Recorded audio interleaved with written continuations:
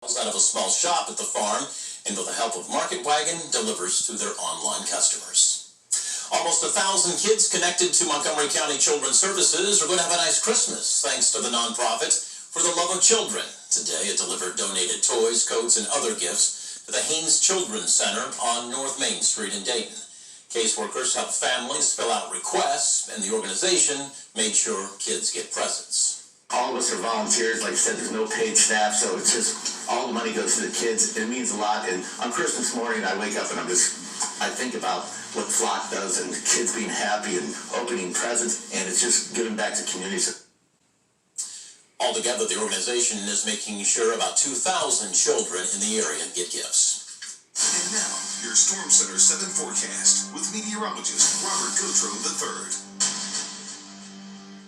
Rain steady most of the evening, and we got a lot more before it finally turns off the spigot, would you say? At least that'll happen. It'll stop most likely before a lot of people head out in the morning. Okay. It is going to be kind of wet overnight, though. Expecting at least a ½ inch across many places. A few places might see locally higher. It's pretty wet out there in Xenia. You can see the roads wet at this time, but at least it's warm enough to, not be icy out there, but it definitely is wet. 44 degrees. Winds are a little gusty as well in Dayton. East-southeast winds around 21 miles per hour.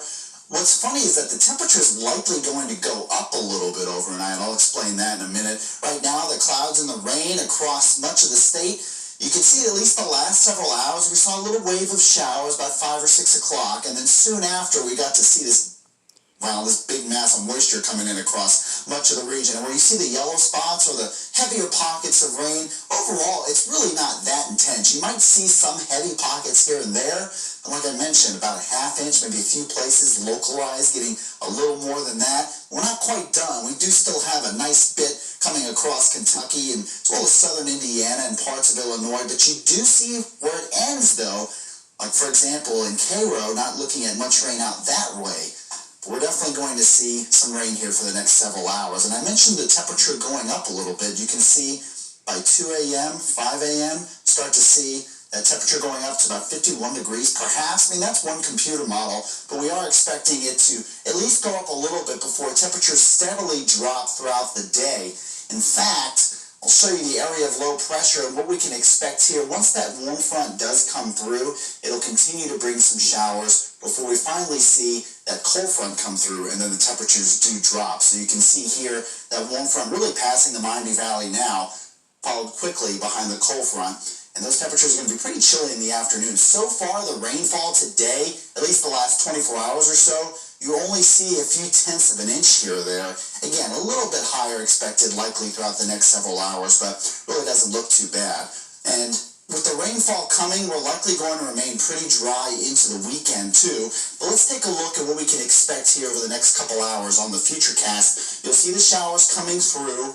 Here's a look at about 4 a.m. You start to see it not quite fading, but at least starting to let up a little bit. And then you get closer towards, say, by the time you wake up or leave the house, 9 to 5 job, you're likely not going to be dealing with too much rain. In the afternoon, pretty dry, some sunshine hopefully peeking through, and the computer model's been pretty persistent here with a stray sprinkle or two.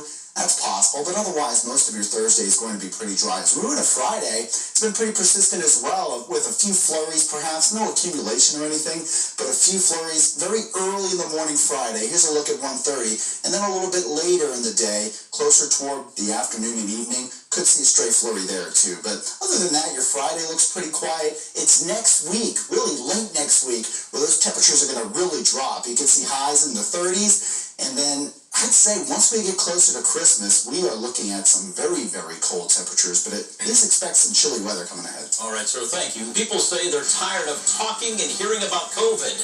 But in D.C., lawmakers say the government has to figure out the best way to keep fighting this virus.